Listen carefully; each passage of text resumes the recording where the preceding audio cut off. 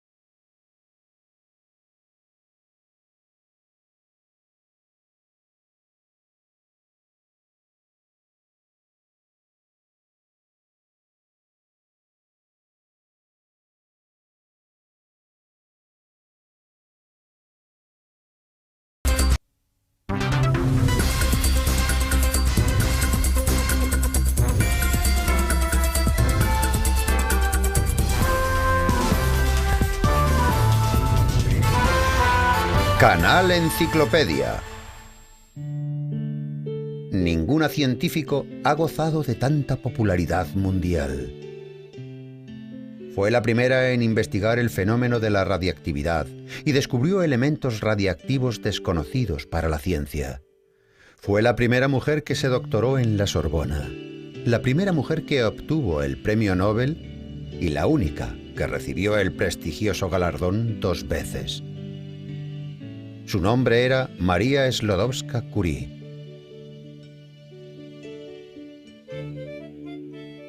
Nació en Varsovia en el año 1867 en el seno de una familia dedicada a la enseñanza. Los Sklodowski intentaron inculcar a sus 5 hijos el amor por el conocimiento. Las ciencias exactas eran especialmente valoradas en esa casa. A los 16 años, María dejó el instituto graduándose con matrícula de honor. En Polonia, que en aquel entonces formaba parte del Imperio ruso, no había instituciones donde las mujeres pudiesen seguir estudiando, y su familia no tenía dinero para enviar a sus hijas a estudiar al extranjero. Entonces, Marie propuso que su hermana mayor debería ir a estudiar a París y dijo que ella le costearía los estudios trabajando como institutriz en casa de un terrateniente. 8 años más tarde, Marie había ahorrado el dinero suficiente para poder ir ella misma a estudiar a París a la Universidad de la Sorbona. Vivió en una pequeña buhardilla donde hacía un calor insoportable en verano y tanto frío en invierno que el agua se helaba en el lavabo.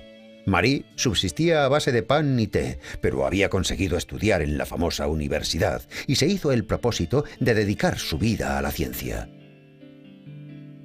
Mientras buscaba un laboratorio para sus investigaciones, la joven Sklodowska de 27 años de edad conoció a Pierre Curie, un físico ya conocido. No tardaron en casarse. Su unión, basada en puntos de vista e intereses comunes, resultó ser fuerte y armoniosa. 3 años después de la boda, nació su primera hija, Irene. A finales del siglo XIX tuvieron lugar importantes acontecimientos en el campo de la física. En el año 1895 el físico alemán Röntgen informó de que había descubierto un nuevo tipo de rayos penetrantes, posteriormente llamados rayos X.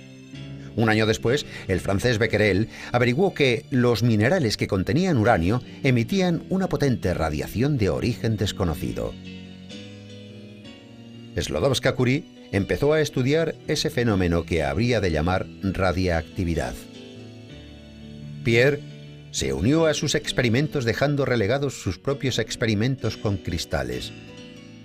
En el año 1898, el matrimonio Curie declaró que había descubierto dos elementos muy radiactivos.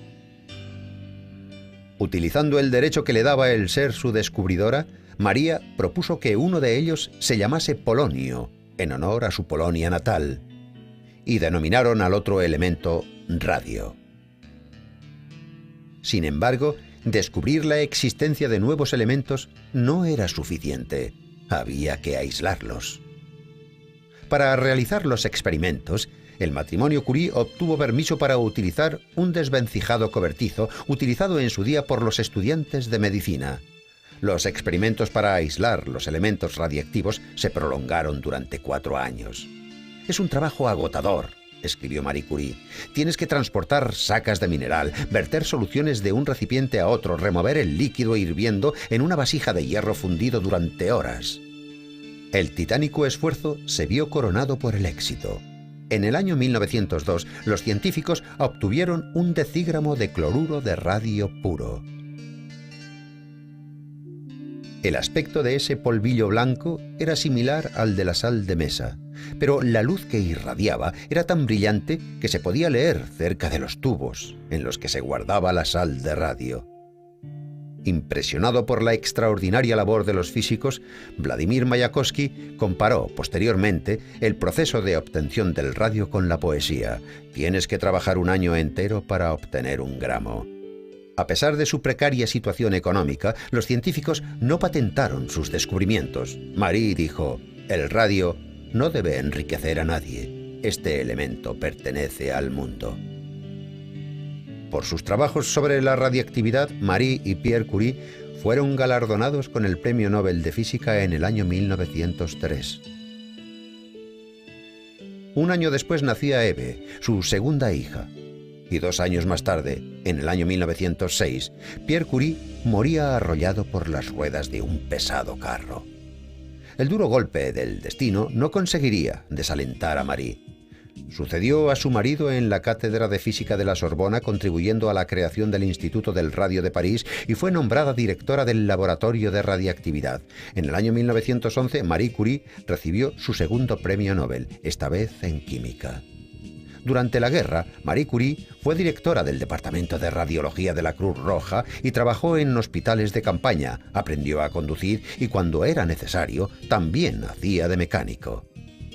En su juventud había soportado estoicamente el frío que hacía en su buhardilla. Después realizó laboriosos experimentos en un cobertizo que no era apropiado para laboratorio, y durante la Primera Guerra Mundial se hizo soldado con la calma y decisión que la caracterizaban. Marie Sklodowska-Curie murió a consecuencia de las radiaciones recibidas a los 66 años. Los rayos radiactivos que investigó durante toda su vida consiguieron minar su salud, provocándole una leucemia que habría de causarle la muerte. Los alumnos más aventajados de Marie Curie fueron su hija mayor Irene y Frédéric Joliot-Curie, esposo de Irene, quienes fueron galardonados con el Premio Nobel en el año 1935 por el descubrimiento de la radiactividad artificial.